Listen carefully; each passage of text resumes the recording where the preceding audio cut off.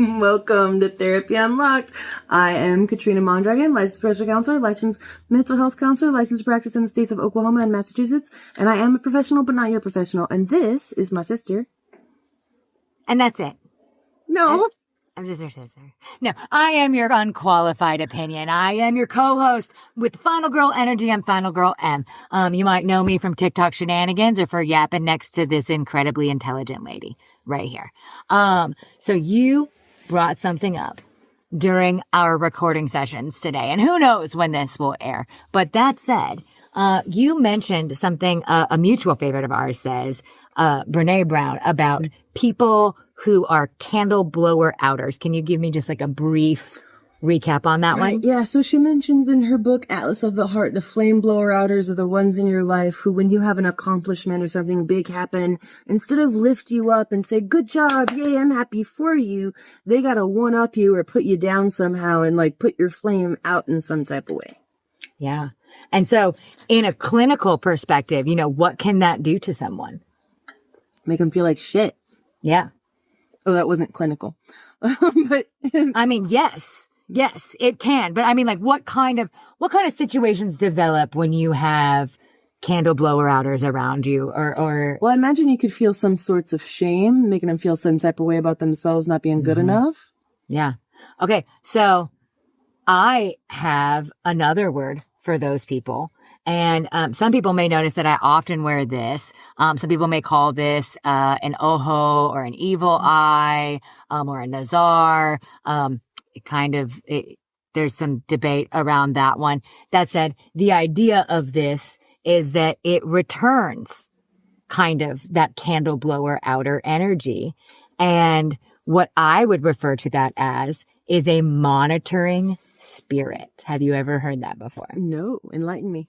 Okay. So a monitoring spirit might be someone who is alive and with you, or it might be someone who's not, in my opinion. But we'll talk about those who are alive and with you here right now. Okay. So, and don't you give me that look. People believe there's a man up in the sky that made everything. I'm just saying. But some do. That said, monitoring spirits that you have in your life might say something to you like, hey girl, we haven't talked in a while. How did the divorce go? A monitoring spirit might say something like that? Yes. Like maybe someone that you know from a former coworker or someone from school or something like that. They might just hit you up and say, hey, you know, we haven't talked in a while. How did your divorce go? Or, hey, are you feeling better? You've been looking bloated lately, you know? Or, a monitoring spirit might be someone who goes and, you know, if you're a content creator, you put your stuff out there, maybe they go on there and they downvote you or something along those lines, or they skip your videos as fast as they can, but they still follow you. Or a monitoring spirit could be someone who goes and, trust me, you have them. Almost everyone has them. Sometimes we can be them ourselves, but maybe they go on social media and they follow a bunch of people that they went to school with just to watch, in their opinion, maybe their lives fall apart or something along those lines. So a monitoring spirit usually is there to watch and absorb and kind of take the energy from people. I know you've heard of energy vampire before, yes. But like a monitoring spirit would be kind of a true energy vampire in that when a monitoring spirit starts to get bored and feel low, the way that they uplift themselves is to go take someone else's energy. Schadenfreude. Do you know what that is? No, please explain. Schadenfreude is the German word for when one feels better by delighting in other people's pain. Yes, literally that. Literally that. So we've talked about how narcissists can be quite the buzzword, but narcissists can have monitoring spirits and have that feeling. But I think what a lot of people don't realize is that it can be people with the best intentions that often end up being monitoring spirits. And I think one big qualifier is that they don't offer any of their energy back. So like if someone were to hit you up and say, hey, how was your breakup? Hey, how did the flooding in your kitchen go? Please tell me your negative tea, your bad news. I would like to hear it. It makes me feel nice. And then maybe you give it to them out of a social convention or just not realizing maybe that they are kind of sucking your energy in the situation. And then you might say something like, how have you been? And they say, oh, I've been fine. Why did you ask me so many questions about this bad thing that happened to me? What I have come to realize, I think, and part of the reason I like to wear this and for me it provides some comfort is it's a reminder that some people are monitoring spirits, and the only thing they get from that interaction with you is for them. They're not really offering an exchange of energy, and they're not really offering Reciprocity. I think that's important in relationships, whether it's a in-person relationship or online relationship. If there's not a back and forth, that's not really a relationship. Reciprocity is, I think, an integral part of relationships because there's a back and forth. Right. Not quid pro quo. That's different. So how do you feel about, and I will bring this back to monitoring spirits, but there are codependent relationships, right? That lack reciprocity. A relationships. Yes, they need each other. They need each other, but still lack reciprocity. How does that happen?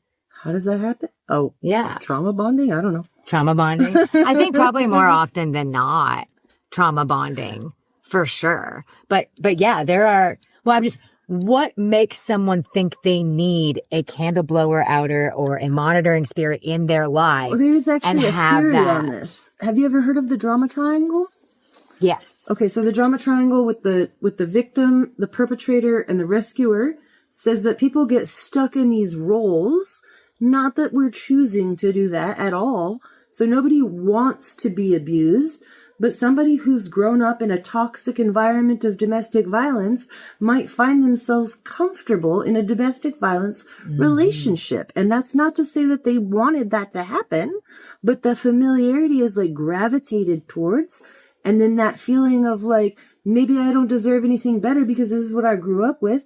And maybe I heard F you so much that I thought it was a term of endearment or whatever the case may be. Or this is what love looks like. This is what a relationship looks like. I mean, there's so many reasons people get into that toxic situation. But I think, that drama triangle, that feeling like you are in your role. Now, if I were to move that over to thinking of that as something a little more spiritual, maybe something you could guard yourself from spiritually.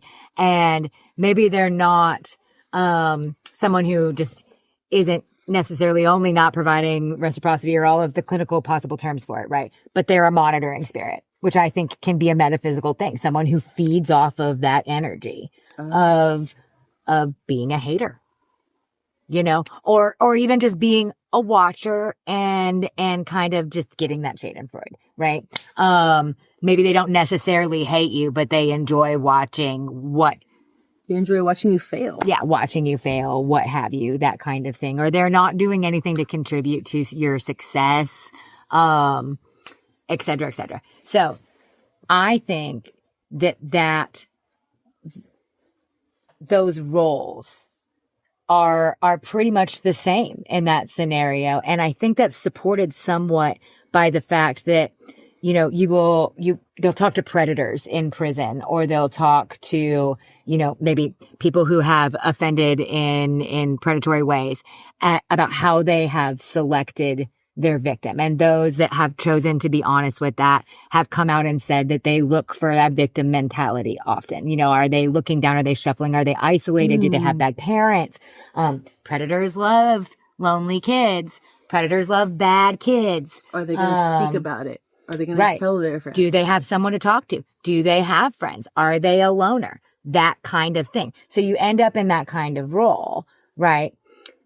I think that a lot of the time those monitoring spirits attach themselves to people who are more inclined to be victimized from get, because if you had an abusive parent, you're more likely to have an abusive partner. If you had an abusive partner, you're more likely to have another abusive partner, et cetera, et cetera, et cetera. But I want to clarify that statistically, just because those may be statistics does not make them true for everyone.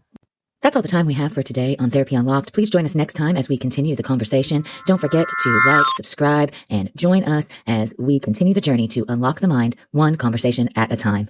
I talk about today should be taken as medical, legal, or otherwise advice. This podcast is purely for education and amusement. That is it. That's the disclaimer.